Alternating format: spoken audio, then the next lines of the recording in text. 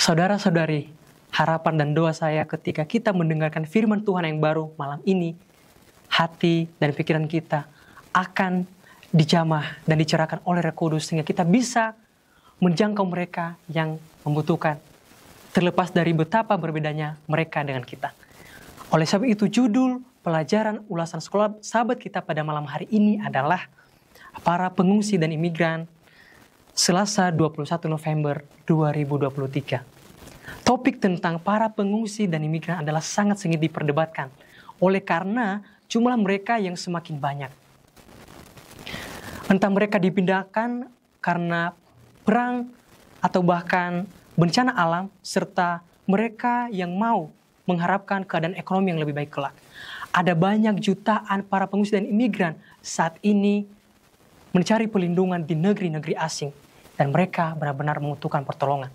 Di dalam Matius pasal 2 ayat 13 dan 14, Yesus adalah seorang pengungsi ketika orang tuanya Yusuf dan Maria pindah dari Betlehem mencari perlindungan ke Mesir untuk meloloskan mereka dari tangan Raja Herodes yang mau membunuh Yesus. Saudara, memang tidak dijelaskan di dalam Alkitab bagaimana keadaan mereka ketika di Mesir.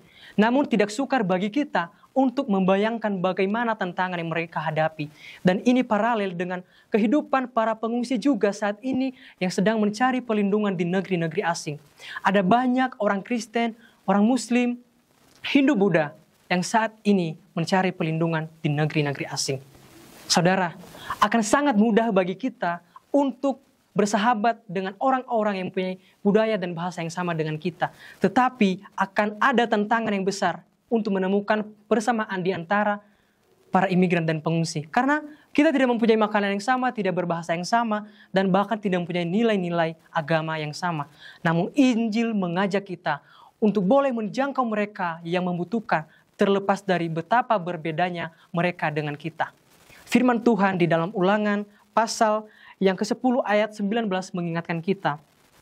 Sebab itu haruslah kamu menunjukkan kasihmu kepada orang asing, sebab kamu pun dahulu adalah orang asing di tanah Mesir.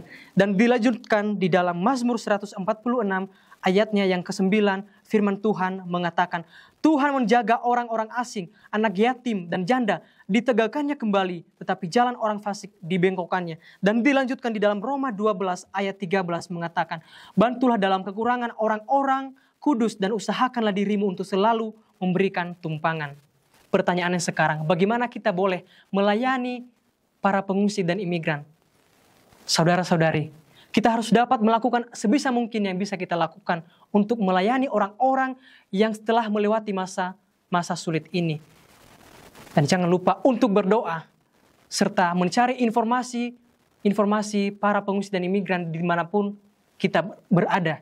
Dan kita bisa bekerja sama dengan organisasi-organisasi yang menangani mereka. Atau bahkan gereja lokal kita, Departemen Sekolah Sahabatnya, untuk memulai pelayanan dengan para imigran dan pengungsi. Kalau kita tidak mendapatkan para pengungsi dan imigran di tempat kita semua adalah para pengembara yang Tuhan percayakan setiap orang di sekitar kita untuk dijangkau. Biarlah kita menjangkau setiap orang di sekitar kita melalui materi ataupun hubungan sosial dan bahkan waktu kita berikan dengan mereka. Tuhan memberkati.